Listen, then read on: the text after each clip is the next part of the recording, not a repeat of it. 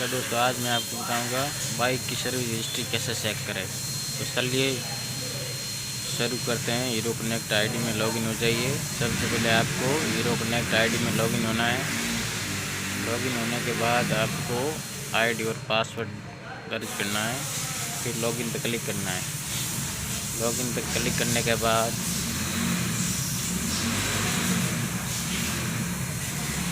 आपको जाना है व्हीकल में। व्हीकल में क्लिक करें। व्हीकल में क्लिक करने के बाद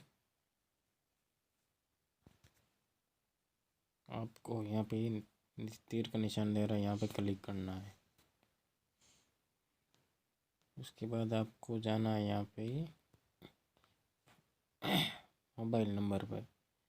मोबाइल नंबर पे क्लिक करने के बाद आपको यहाँ पे सर्च बार में टाइप करना है मोबाइल नंबर।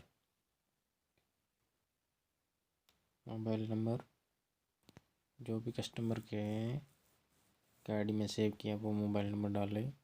उसके बाद गो पे क्लिक करें।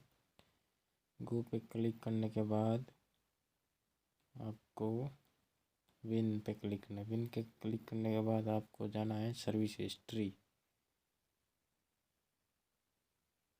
सर्विस हिस्ट्री पे क्लिक करें।